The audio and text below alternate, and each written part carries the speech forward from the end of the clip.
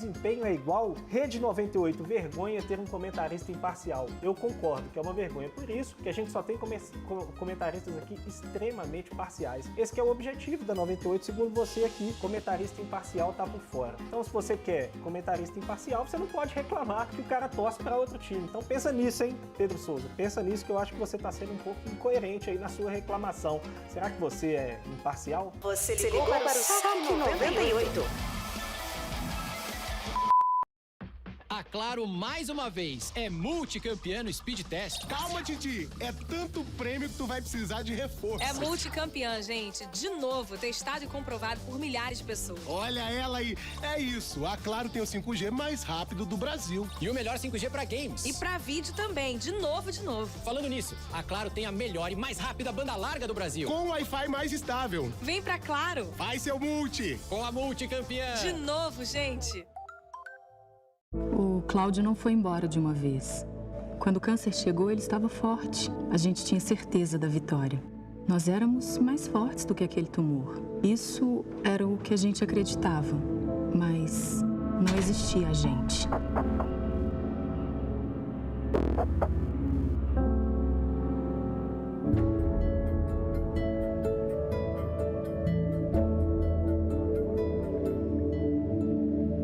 Apoio Rede 98.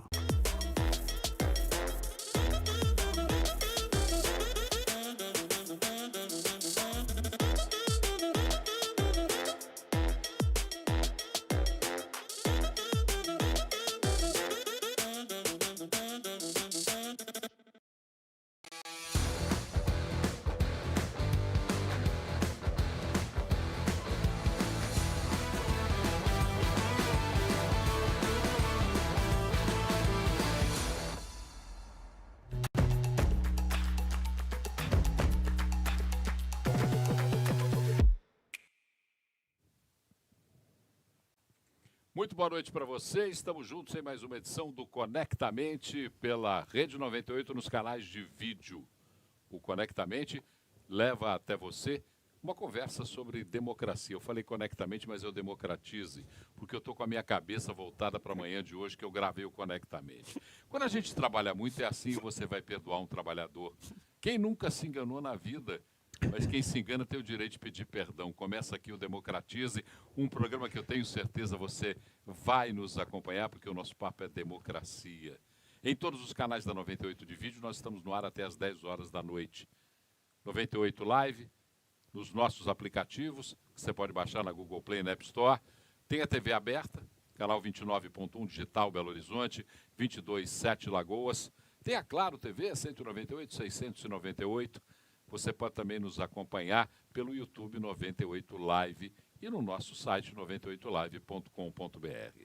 Você pode participar conversando conosco pelo YouTube ou pelo nosso WhatsApp, claro, 31 99 316 9898. Quem faz comigo esse caminho da democracia, que até permite que eu comece o programa errando o nome do programa, sem me censurar, são esses dois amigos. Gabriel Azevedo, boa noite, Gabriel. Boa noite, Paulo. Um prazer estar aqui de volta. Peço perdão à nossa audiência. Na última semana eu tinha uma cirurgia e não pude participar. O narizinho teve os cornetos reduzidos, mas eu já estou de volta aqui com vocês no Conectamente.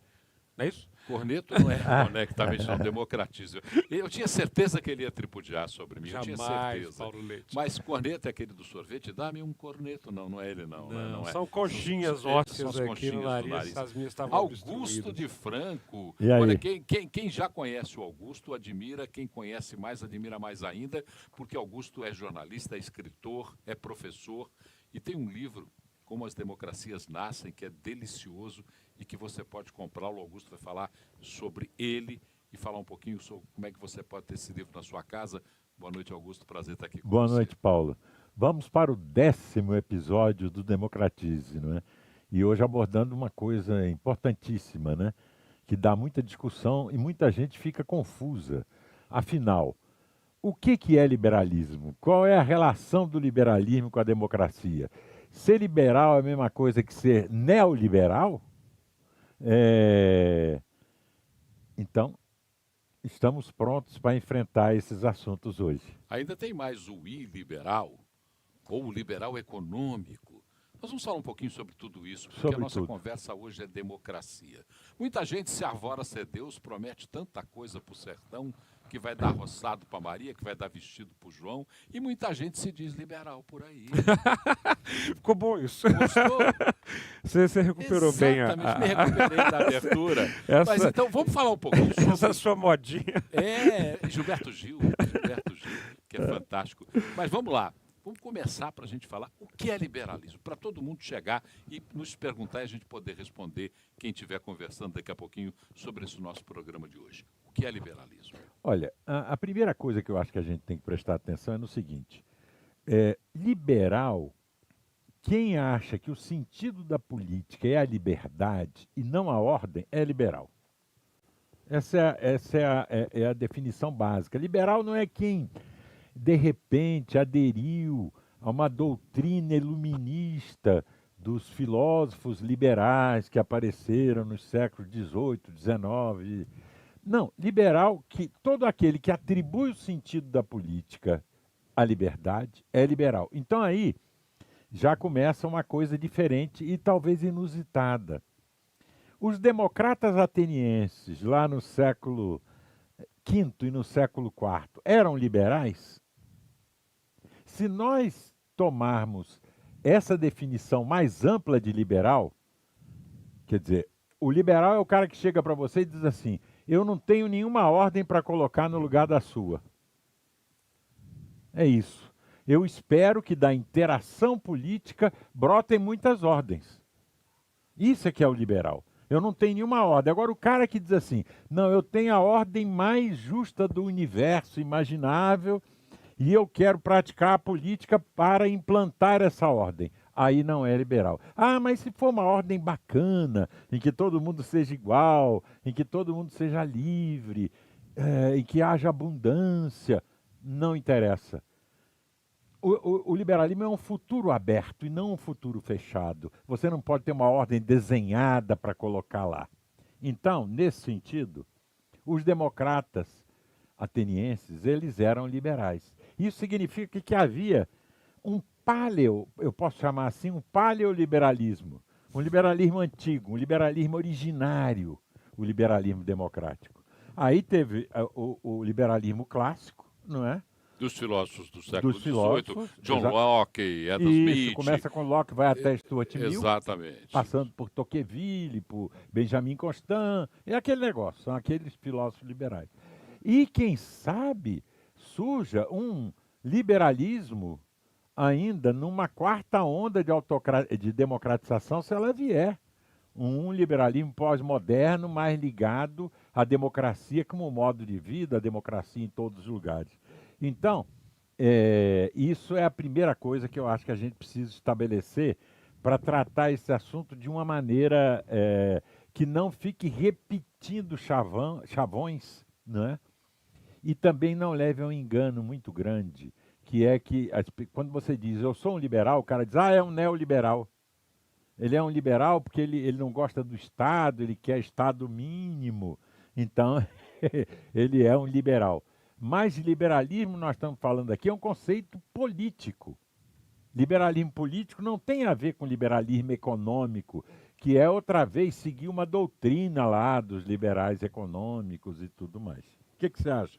Eu concordo com absolutamente tudo e sinto que é bom ouvir algo de maneira tão clara, no sentido em que atualmente liberal é uma palavra geralmente utilizada como xingamento, né? Sim. Ou seja, este é um liberal. É um fascista disfarçado, né? Essa é maravilhosa. Ou seja, porque quando alguém chama o liberal de um fascista disfarçado, ela está realmente fazendo aquele tipo de raciocínio radicalmente contrário.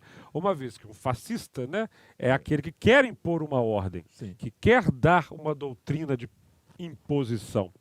E o liberal é justamente aquela pessoa que não quer seguir uma ordem, que considera que as pessoas são livres, né? Isso. E, ao meu ver, tem a ver um pouco com o livro que nós vamos apresentar hoje, é muito difícil ter política, em essência, sem liberdade.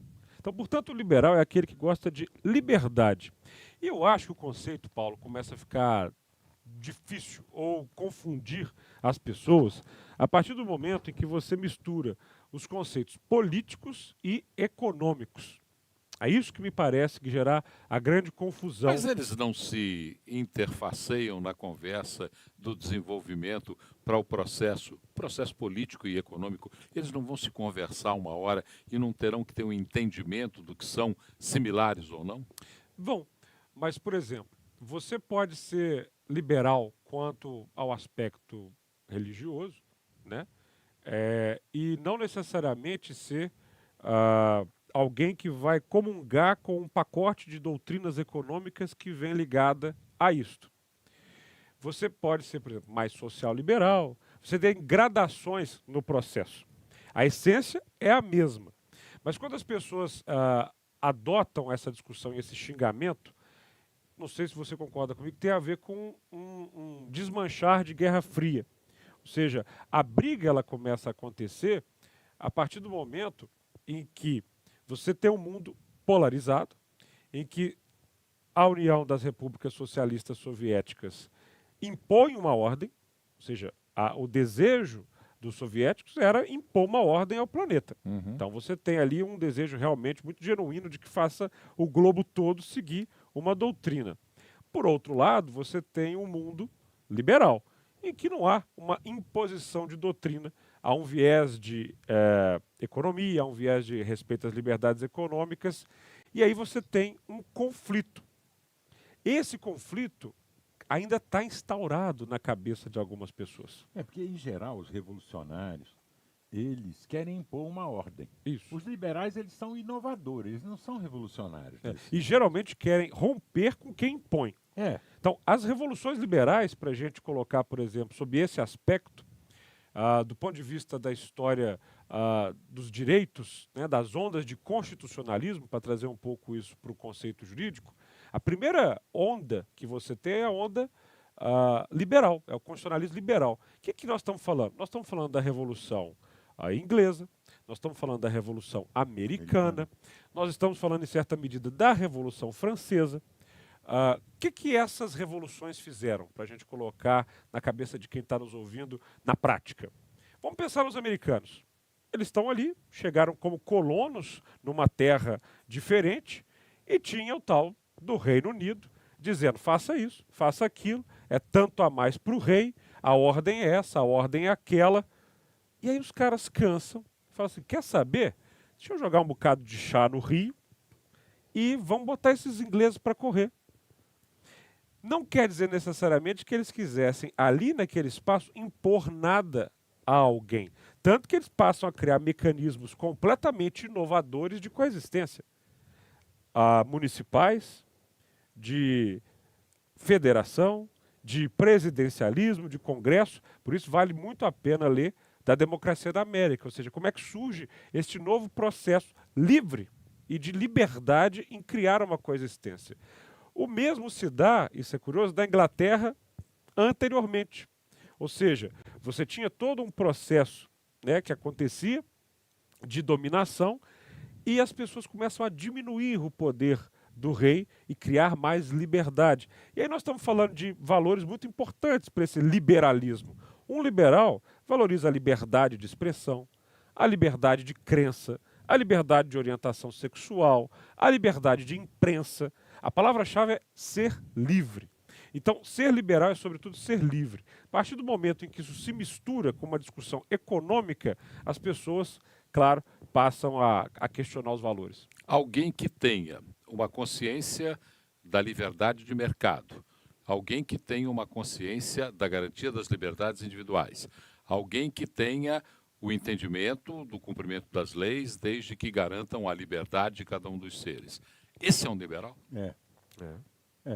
O primeiro, vamos dizer, escritor moderno, pulando os atenienses, que levantou isso foi o Spinoza. Em 1670, no Tratado Teológico Político, que é um livro importantíssimo, no último capítulo desse livro, o Tratado Teológico Político de Spinoza, ele começa a se perguntar: mas para que serve o Estado? É para impor a ordem? Não, é para garantir a liberdade. Ali estava claro que o que ele chamava de Estado era política, né? Ali ficou claro uma ruptura com as ideias de ordem. E as ideias de ordem são ideias autocráticas, mesmo quando elas se dizem revolucionárias, não é? Não é que nós não queremos uma ordem, os liberais não querem uma ordem, querem que muitas ordens brotem da interação. Mas não pode alguém já ter uma ordem desenhada. E apresentar como uma fórmula. Apresentar e não só apresentar, impor aquela ordem. Não é? Então você me pergunta, bom, todos esses exemplos que o Gabriel citou, Revolução Americana, Revolução Inglesa, Revolução Francesa, há muito de liberalismo nele? Muito. Agora, se você disser Revolução Russa, há muito de liberalismo? Zero. Não, não tem liberalismo, gente. Não tem. Ali eles tinham uma ordem, um desenho de sociedade comunista e eles queriam impor. Em geral, o liberalismo avança por reformas e não pela imposição revolucionária. Sim. Não é? Então, isso é importantíssimo para entender a essência mesmo do conceito de liberalismo. E o quanto ele é fundamental na democracia, porque se você quer impor ordem, você não tem como ser democrático. Isso, para mim, é muito básico. Suponhamos que um determinado momento da quadra da vida dos cidadãos, da sociedade, tenha-se a necessidade de um desenho autocrático. É permitido que se pense assim? Isso é contrário aos princípios da liberdade? Não, você pode pensar o que você quiser. Porque é livre. É livre. Mas é admitir. Admitir, quem concordar pode admitir. O Paulo está querendo chegar numa pegadinha com você, com a gente. Diga. Ele é aquela do seguinte, então, se tudo é livre, todo mundo pode falar o que bem entende, eu posso defender uma ditadura? Sim. Não, você pode. Numa democracia, você pode defender uma ditadura. Numa democracia, você pode defender qualquer coisa. E por que é a pegadinha? É porque esse é um dos problemas da democracia. Sim, você não pode convocar as pessoas contra o Estado Democrático de Direito, contra as leis. Aí não. Não é? Incitar a violência. Mas pensar... Defender as minhas ideias de qualquer maneira. Suas ideias, é claro que pode. Hoje em dia, isso está meio nublado no Brasil, vocês estão notando. No mundo, né? Tá no mundo e no Brasil, porque há umas interpretações de uma chamada democracia militante, que é uma ideia meio complexa que está surgindo aí, inclusive está fazendo adeptos no Supremo Tribunal Federal, né, de que o juiz tem o dever, como titular de um poder, de defender militantemente a democracia. A democracia não é militante, já começa um problema aí. Né? A palavra militante vem de militare, vem de soldado, de militans, soldado. Né? A democracia não tem a ver com isso. Bom, mas qual é a incompreensão? A incompreensão é achar que se as pessoas começarem a falar coisas contra o Estado Democrático de Direito, contra as leis, elas estão violando a democracia. Não estão. Elas só começam a violar a democracia quando elas incitam ações ou praticam ações que são criminosas, que são contra as leis. Pensar não é crime, porque Pensar senão seria um pré-julgamento. É interessante, até porque provavelmente as pessoas daqui a pouquinho vão começar a participar com a gente. O 3199-316-9898 está aberto, franqueado, nosso canal no YouTube também. Mas você falou aí de um livro, e eu até vou repassar aqui, porque você falou Democracia na América, como se fosse uma coisa que todos nós, seres mortais, tivéssemos saber. Eu, por exemplo, passei a ser apresentado a Democracia na América por esse senhor, né? Eu gosto Gabriel muito. Azevedo, que gosta muito. É um livro de Alexis de Tocqueville, né? Que era um liberal. Que era um liberal. E a história é legal porque é o seguinte, porque ele era advogado, né? E ele queria estudar, na verdade, o código penalismo, né? Código penal, sai de Paris, sai da França, vai para os Estados Unidos com esse intuito de entender a ordem penal americana. Só que ele se encanta com a sociedade. Quer ver um exemplo legal liberal? Ou seja, ele está lá e vê que as crianças, elas brincam de serem políticas, né, de debater na rua livremente, imita parlamento, imita os políticos, e ele não via isso. Na Inglaterra. Na Inglaterra, as crianças brincavam de capa-espada, de rei. Não é? Outra coisa, batem duas carroças no meio de uma rua, numa praça. Ao invés de judicializar aquela questão, vamos pro juiz, vou te levar para a justiça. Ou chamar mesmo um guarda. Chamar um guarda, junta todo mundo ali, olha, eu acho que você foi meio culpado, você também, você resolve o dele, tal, todo mundo tá ok. Ele fica chocado. Ou seja, as pessoas são capazes, então, delas próprias de resolver os seus problemas. E ele chama isso, é importantíssimo um conceito, ele chama isso de governo civil. Governo civil, que é algo que é muito raro no Brasil.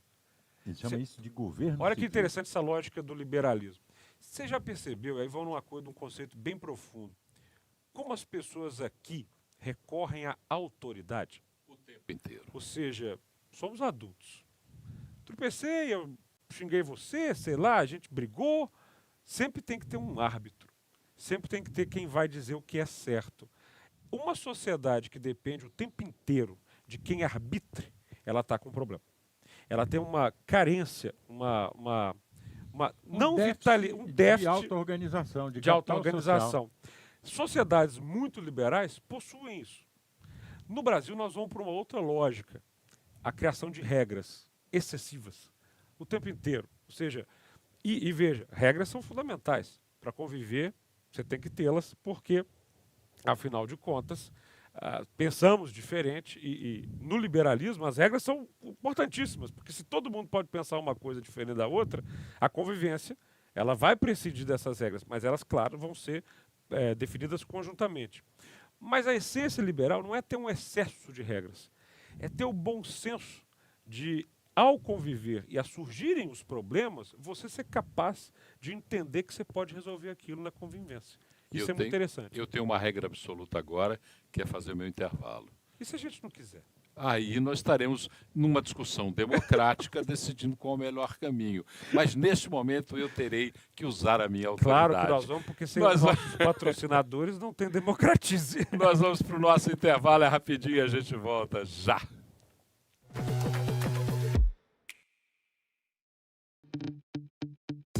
No capítulo anterior. Inacreditável, mas duas bolinhas de gude estavam no escuro. Daí a bolinha de trás diz pra outra: cuidado com a escada! Cadê? Piadas de feriado. Chegamos no fundo do poço agora do livro de piadas, Eduardo. Agora acabou do Z.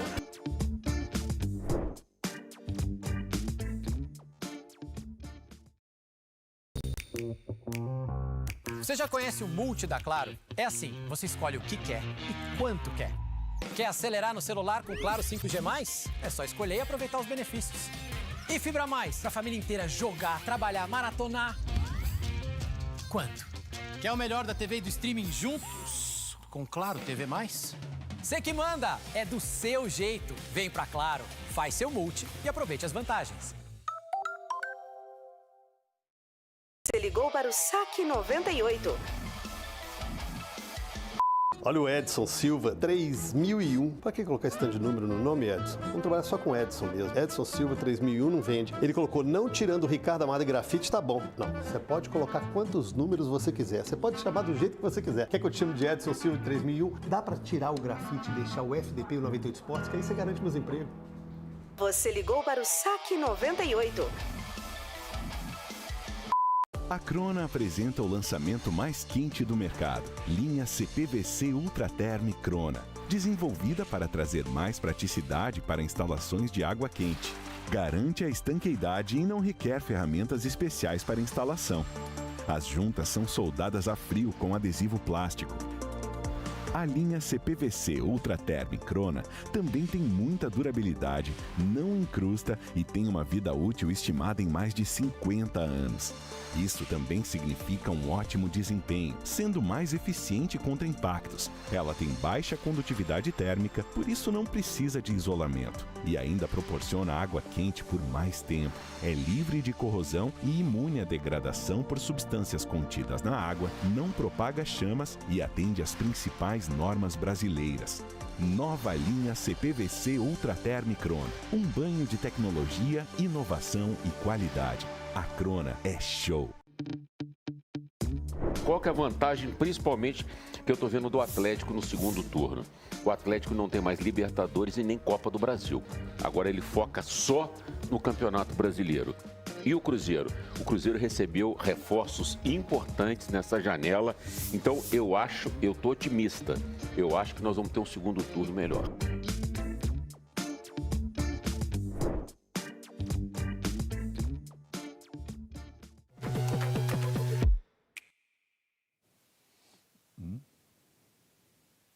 Estamos de volta com mais um bloco do Democratize na Rede 98. Você pode participar pelo 31.993169898 e fazer como a Ana Clara, que mora em Ibirité, que pergunta: Augusto, entendo bem o que é ser liberal sobre o ponto de vista econômico, mas nos costumes me considero uma conservadora. Serei eu uma neoliberal? Não, na verdade, liberal, o que é importante é se você for liberal em política.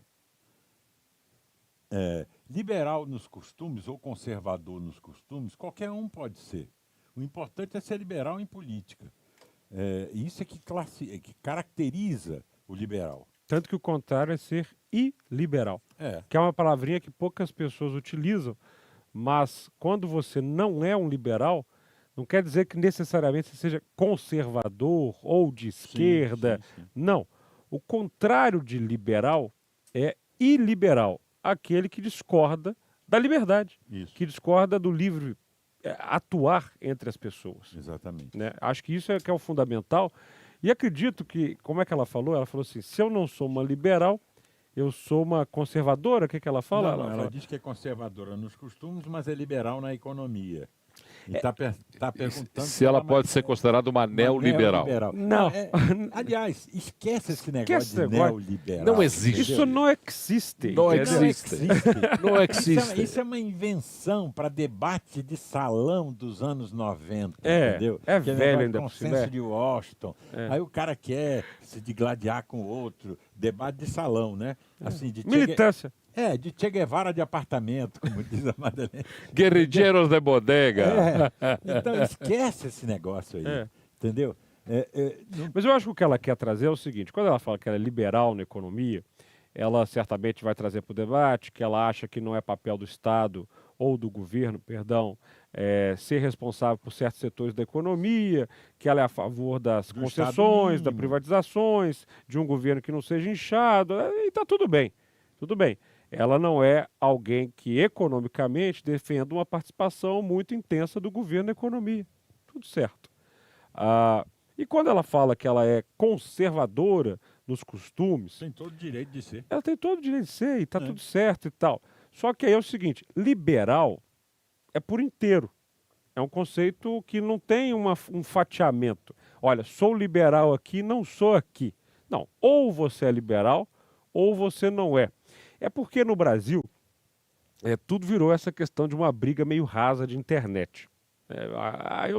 Virou, é terrível, um ajuntamento de tropas para degladiarem aquelas outras que pensam diferente. Então, na verdade, o que eu sinto é que ela pode buscar entender um pouco mais por que é que incomoda, quando ela fala talvez conservadora nos costumes, ela deve pensar assim, bom... aí ela que diga, talvez esclareça para ele. Eu defendo a família. Eu defendo a família. E aí o seguinte, aí quando fala eu defendo a família, talvez quer dizer que eu acho, na verdade, o que se quer dizer é o meu conceito de família. Sim, claro. É um homem, uma mulher, filhinhos. Então eu defendo esta família. Mas a verdade é que famílias são várias. Num país como o Brasil, a quantidade de família que tem a mãe e os filhos, e o pai nunca se viu, essa não é uma família? Ou uma família que tem o pai, tem a filha, quantas crianças são adotadas por uma pessoa só? Ou famílias em que tem um avó, a mãe morreu e está lá o neto, sabe? A composição familiar, ela é diversa. E o mais importante é se perguntar, por que isso incomoda tanto alguém? Por que um só modelo tem que ser imposto? Aí talvez, de fato, ela não seja uma liberal. Mas eu convido ela a buscar em si entender por que incomoda tanto que outros tipos de convivência existam. Geralmente também quem fala que é conservador nos costumes entra em pautas muito claras, né? A questão de drogas, a questão da sexualidade e por aí vai. Tudo isso, gente, não precisa ser exatamente um motivo de degladiar. Você pode fazer uma composição do que você acha ali, do que você acha acolá. Então, por exemplo, ao meu ver, é possível defender uma postura contrária ao aborto sob o ponto de vista jurídico. E não necessariamente você será conservador nos costumes. O que eu estou dizendo? A Constituição brasileira, ela defende o direito do nascituro, né?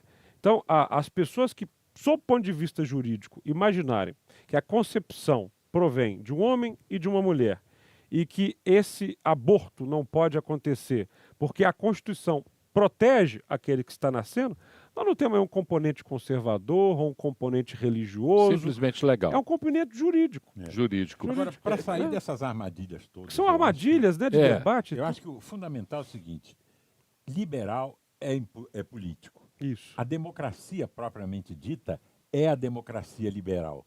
Tanto que nos índices principais você tem como característica de conceito democracias eleitorais. O que é isso? É um bom caminho. Não, ou seja, a democracia eleitoral ela tem jeitinho de democracia, porque ela tem eleição. Isso, ela tem eleição, ela tem um cheirinho. Mas para ser a democracia liberal, ela tem valores. Agora, né? onde é que está a diferença? É que na democracia liberal, a visão do poder político é negativa. Ou seja, não é a capacidade do governo de se impor à sociedade, e sim a possibilidade da sociedade de se impor controlar o governo. Por isso que a imprensa é importantíssima, porque ela fornece elementos para a sociedade controlar o governo. Sim. Agora, quando a imprensa vira chapa branca, quando a imprensa vira governista... Secretaria de governo. Vira secretaria de governo, ela está ajudando o governo. Ou quando os políticos atacam a imprensa. Quando as pessoas atacam a imprensa, você também tem um caminho contrário. Sim. Aliás, uma característica clássica de pessoas que não são liberais é uma verdadeira ojeriza ou antipatia à imprensa livre. O ataque aos jornalistas, a dificuldade do contraditório, a dificuldade de ser criticado, tudo isso mostra que uma pessoa não é liberal de verdade. Né? Mas o Luiz Campos diz assim, esse governo civil ou capital social estadunidense tem sido dilapidado nas últimas décadas e ameaçado de morte nesta onda de autocratização. Por algumas razões que eu aprendi, inclusive, com meu amigo Augusto. Foi. Por conta, sobretudo, do pós-Segunda Grande Guerra Mundial. Aliás, estava vendo... O complexo industrial militar, né? Estava vendo o Oppenheimer. Sim. Belo filme, inclusive, né? Quando termina a Segunda Grande Guerra Mundial nos Estados Unidos, e é legal ele trazer esse assunto, porque os Estados Unidos, eu falo aqui da democracia da América, ele é a grande semente pós-Inglaterra de democracia no planeta. E aquilo vai evoluindo, vai evoluindo, vai evoluindo, vai evoluindo, e quando chega no pós-guerra, Paulo, começa a decair. Eu quero colocar 3 coisas que eu acho que é legal para todo mundo. O primeiro é a vontade dos Estados Unidos de ser esse complexo bélico industrial. Ou seja, a partir do momento em que você mobiliza a sociedade para um ambiente só industrial, bélico, de produção, você tem que dar vazão a isso. Então, assim, essa necessidade americana de caçar guerra mundo afora, que é porque curioso, está produzindo armamento. Para dentro, democracia. Sim, para fora você tem um comportamento americano muito complicado. Né? Sobretudo ali, o comportamento dos Estados Unidos da América, até derrotar Hitler, ajudar a derrotar o nazismo, maravilhoso. O comportamento da América ali no plano Marshall, maravilhoso. Quando a coisa começa a ser uma competição doentia entre os Estados Unidos e a União Soviética, não estou querendo dar uma de isento, não, tenho lado nessa história, sou ocidental, não queria a imposição das repúblicas socialistas soviéticas, eu entendo o que estava em jogo, mas esse conflito foi gerando pipocar de guerras em todos os lugares. Esse é um dos problemas da democracia na América. E você sabe que a democracia, só fazendo um atalho, claro, que você por favor, vai lá. A democracia americana ainda é uma democracia liberal, mas é uma democracia liberal cadente. Sim, ela está... Ela não é mais considerada uma democracia plena. Nós contamos aquela história das carroças se batendo e deles resolvendo problemas sozinhos. Hoje não. Hoje você está assistindo uma televisão nos Estados Unidos da América e vem aquele comercial aí, caiu, achou uma barata no prato, ligue para o advogado tal. Para ele poder resolver. É uma sociedade ultra judicializada. E isso dilapidou o capital social. Muito. A partir do momento que você tem que resolver tudo da justiça e tal. E o que eu acho mais importante também, Paulo, o formato das cidades. Depois do pós-guerra americano, a ideia de criar cidades que não são aglomeradas e adensadas com espaços públicos, mas espalhadas no território, cada um na sua casinha, pegando o carro, indo para o centro e voltando. Texas está cheio de cidades. Não, eu vivi em Houston um tempo. Foi a única vez na vida que eu dirigi de fato, porque senão eu morria de fome.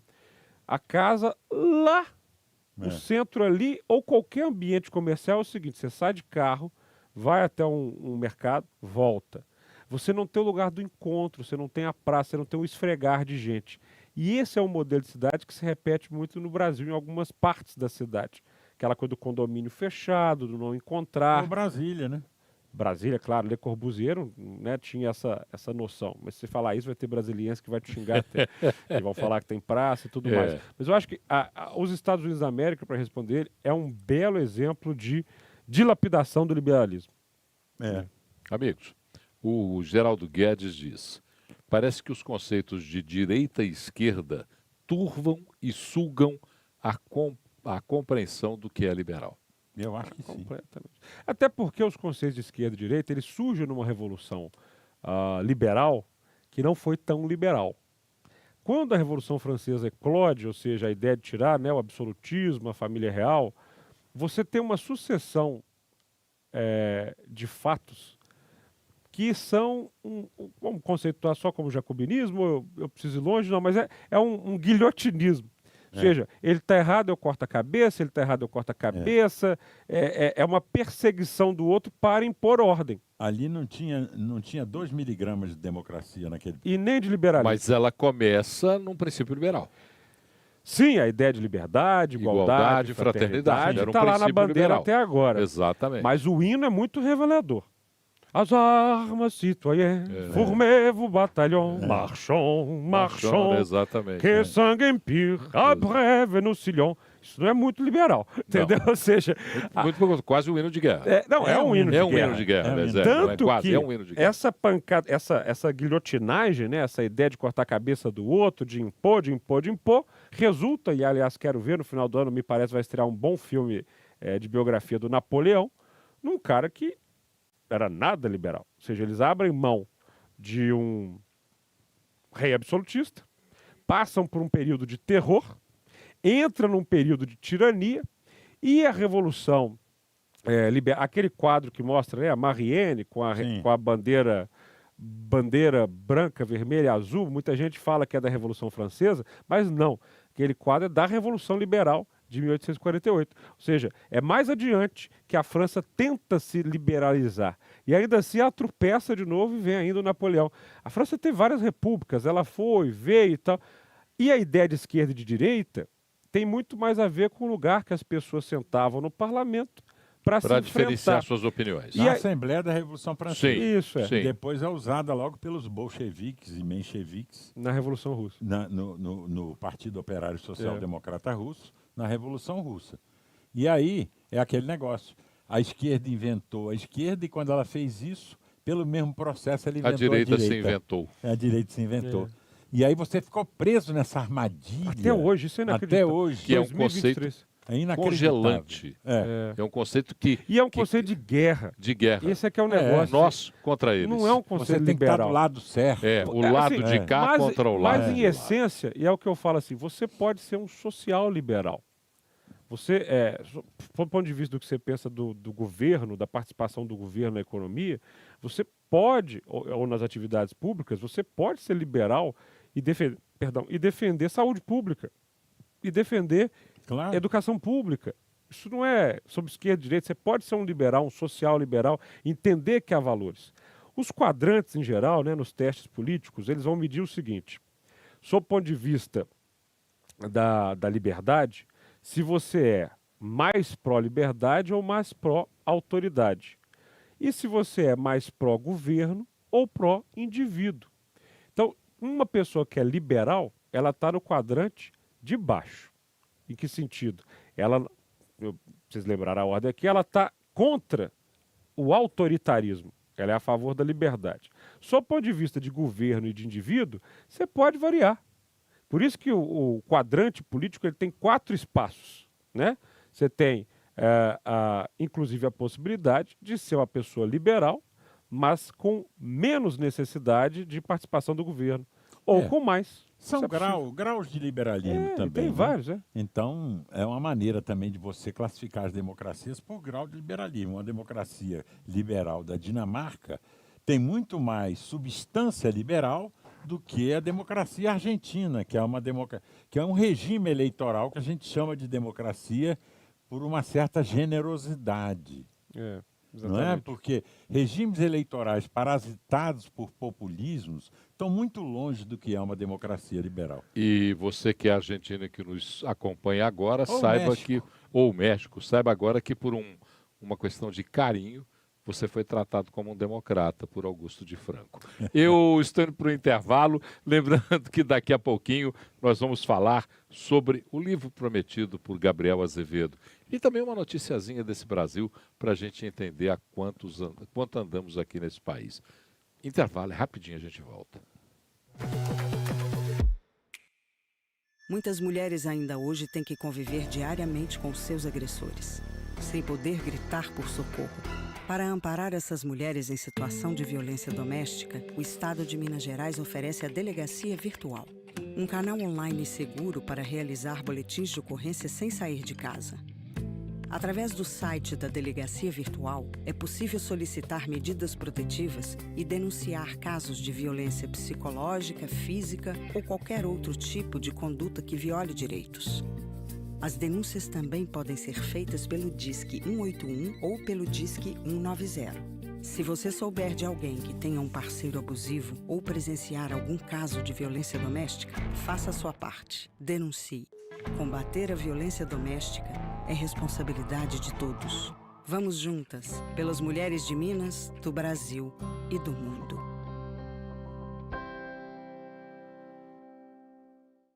Você ligou para o Saque 98. Se você quer escutar o Paulo Leite Pistola, tecle 1. Mas se você quer falar com algum de nossos atendentes, é só continuar na linha. Aqui, velho, deixa eu te falar uma coisa. Vocês estão trabalhando, mas chegou mensagem no meu aqui, ó. Presta atenção. Fala, galera. Aqui é o Jeff. Tudo bom com vocês? Mandar uma mensagem, um amigo meu quer mandar uma mensagem pra vocês aqui rapidinho.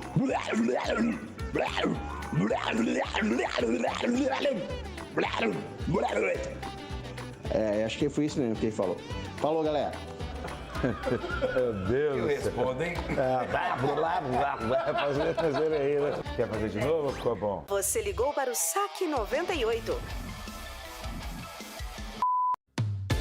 Rode tranquilo com sua CNH em dia. Levou multa injustamente e está com excesso de pontos na sua carteira? Você tem direito à defesa e a Facilita Brasil facilita tudo pra você. Envie um WhatsApp para 994525005 que a Facilita protocola o recurso sem complicação e ainda parcela tudo em até 12 vezes. Não perca sua carteira sem antes falar com a Facilita Brasil. 994525005. Facilita Brasil, ajudando a garantir os seus direitos.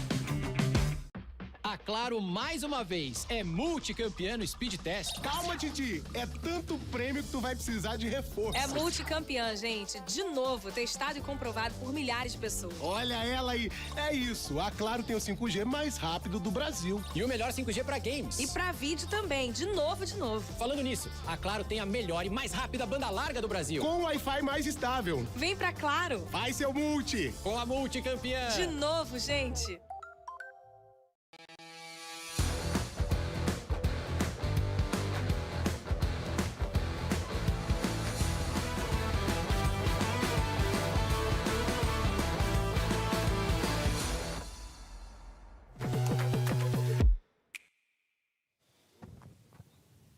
Bom, de volta com o último bloco do Democratize desta terça-feira, 5 de setembro de 2023. Episódio número 10, como gosta de lembrar Augusto de Franco. E se você quiser ter acesso ao livro de Augusto de Franco, Onde as democracias nascem. Como as democracias nascem. .org. .org. Como as democracias nascem.org, vai lá e você vai ter o livro do Augusto de Franco pronto para você comprar, levar para sua casa e ler. E vai se deliciar lendo esse livro. Mas vamos lá. Primeiro comentar uma notícia recente, uma notícia de hoje. O presidente Lula, depois de perceber as manifestações contrárias à atuação de Cristiano Zanin no Supremo Tribunal Federal, decidiu dizer que ele encaminhará ao Congresso Nacional uma medida, um projeto de lei que fará com que as sentenças proferidas pelos senhores ministros da Suprema Corte sejam todas elas mantidas em sigilo. Que bobiça, né? Não, eu nem sei se ele vai apresentar projeto de lei. Eu acho que ele vai dar essa sugestão para os próprios ministros. Vai dar Supremo. Sugestão aos ministros, muito bem lembrado. Há quem defenda... agora e vão me corrigir. Ele vai dar a sugestão aos ministros que mantenham em sigilo. Mas o pior foi a justificativa dele. Ele falou: a sociedade não precisa saber como votou cada ministro. Isso daí, na verdade, hoje, tem quem defenda, inclusive, que as sessões do Supremo Tribunal Federal não sejam mais televisionadas. Sim, né? É outra coisa. É outra coisa. Mas, na verdade, o motivo é que é muito ruim. Primeiro, eu acho engraçado assim, como é que as pessoas caem nas coisas que são muito óbvias. Ou seja, não é porque o Lula indicou o advogado dele que o advogado dele vai comungar com as ideias ou do Lula ou dos apoiadores do Lula. Sim. Aliás, ele tem posições jurídicas muito diferentes do eleitorado do presidente. Aliás, vamos aqui fazer um exercício de memória a todos aqueles que achavam que Cristiano Zanin seria um ícone da representação das esquerdas no Supremo Tribunal Federal. Nunca foi. Porque não ouviram a sabatina que ele fez do Senado. Porque a sabatina do Senado já dava os caminhos de como ele pensava. Sim. Ali ele já mostrou como ele pensava. É assim, vou ser bem sincero, numa democracia verdadeiramente liberal, em que o Senado Federal cumprisse o seu papel de fiscalizar a indicação de um ministro do Supremo Tribunal pelo presidente, isso não aconteceria. Ele não seria aceito. Não porque ele é advogado, quer dizer, não porque ele pensa isso ou aquilo. Porque foi o advogado do presidente que o indicou. Porque os motivos da indicação, numa democracia liberal, são muito frágeis. As pessoas...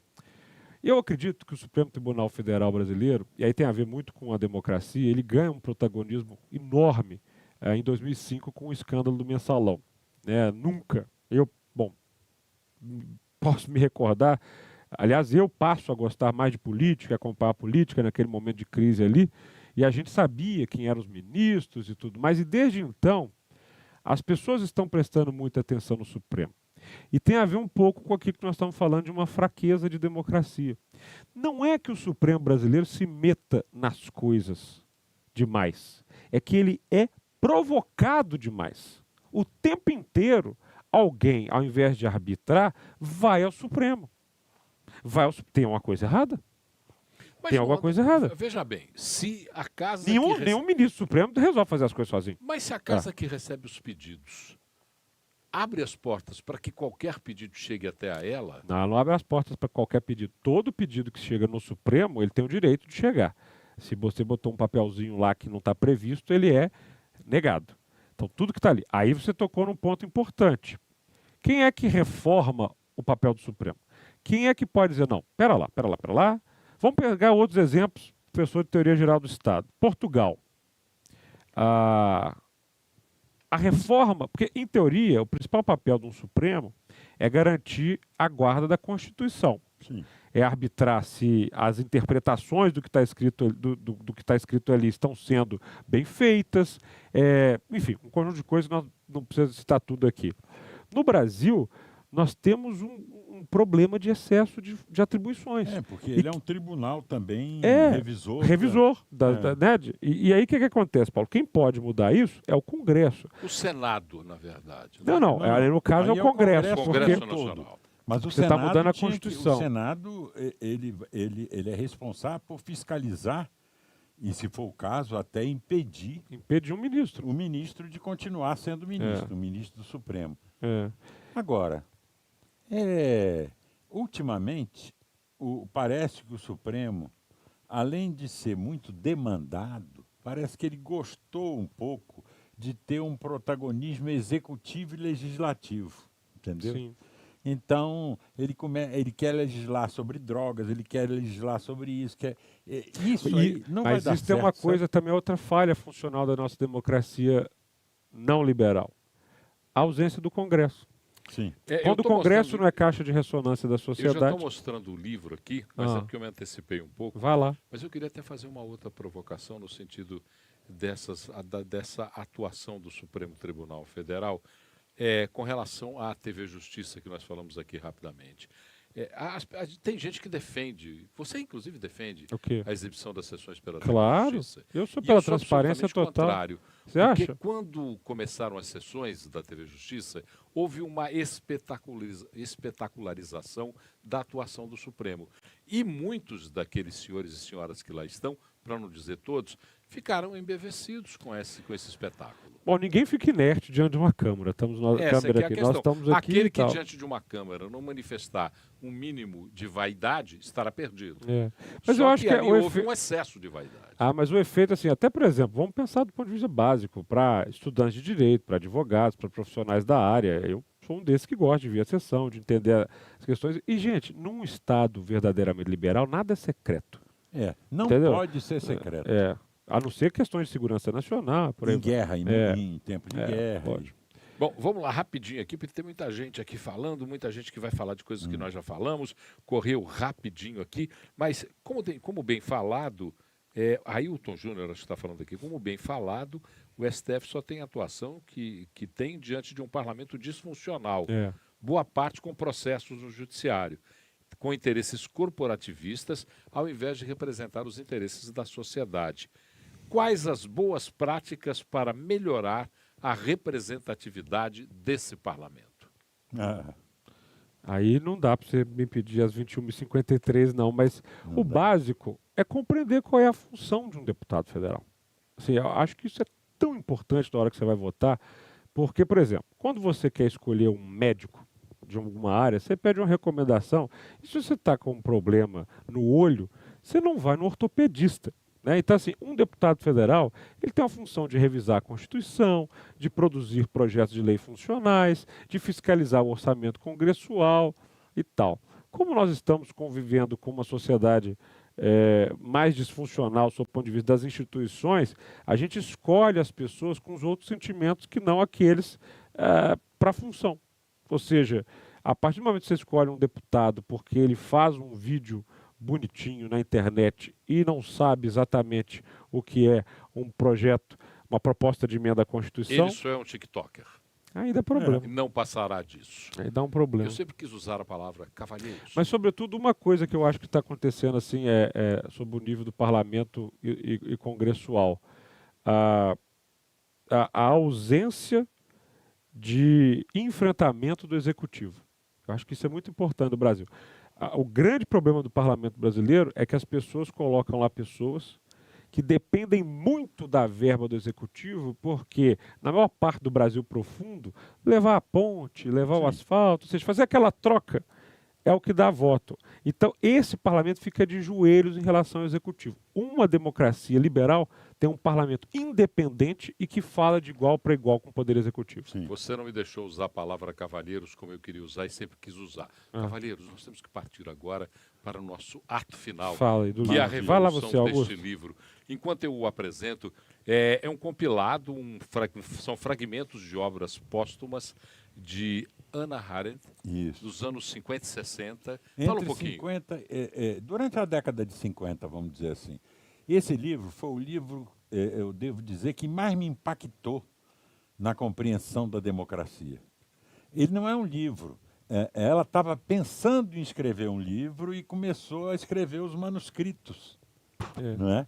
E livro que ela nunca publicou, porque ela morreu.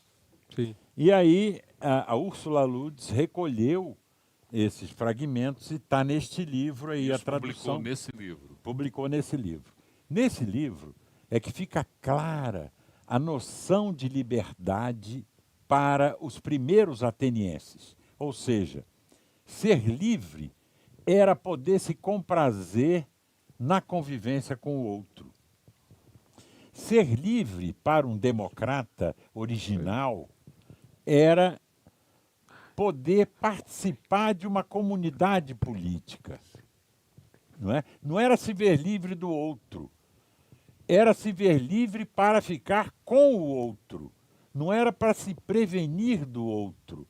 Então, a noção de liberdade dos democratas atenienses era tão particular que eles achavam o seguinte: você vivia lá na polis, que era a comunidade política. Se você viajasse, você perdia a liberdade.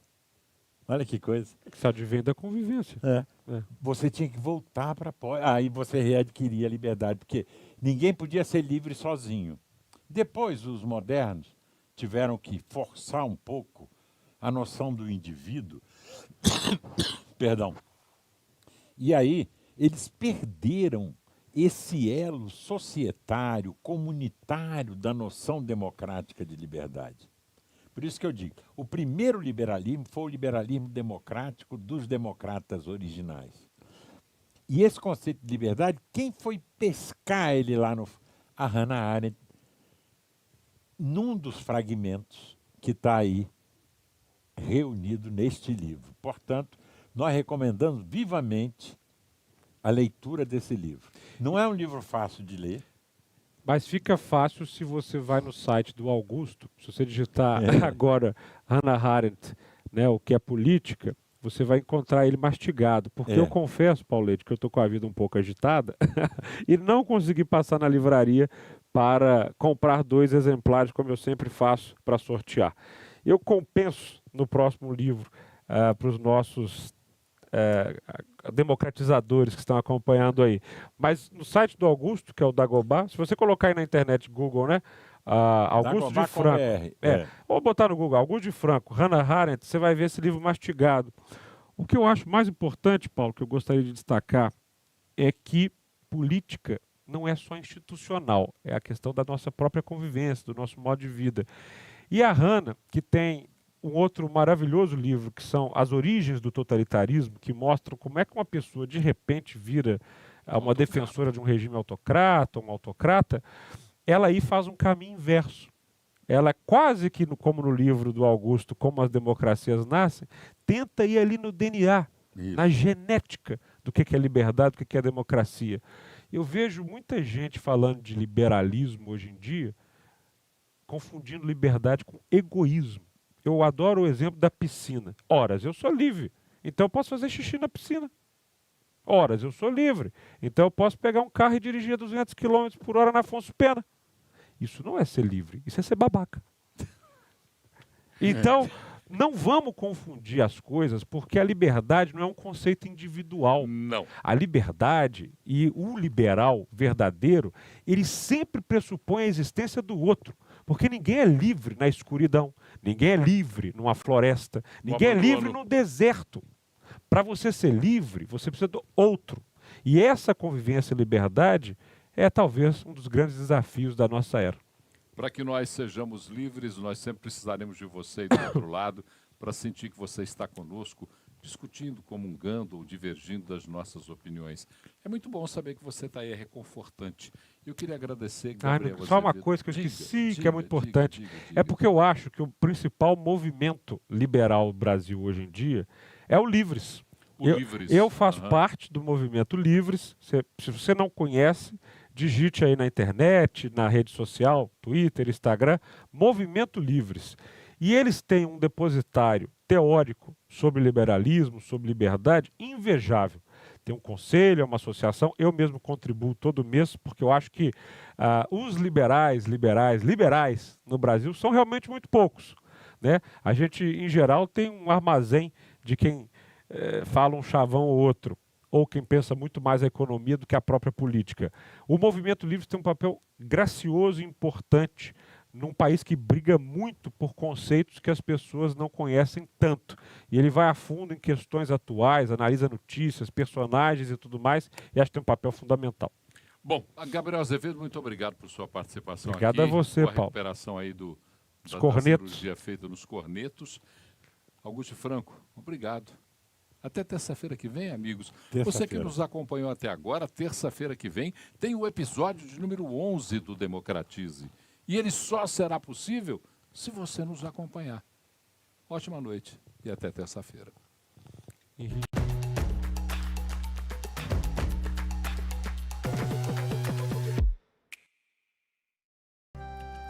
A educação é o futuro das nossas crianças e não pode parar nunca. Por isso, o governo federal instituiu o Pacto Nacional pela Retomada de Obras da Educação Básica. Serão investidos quase 4 bilhões de reais, que vão permitir a retomada de mais de 3.500 obras inacabadas e paralisadas em creches e escolas. Também serão mais de 1.200 novas quadras esportivas e melhorias para receber nossos jovens atletas nas escolas.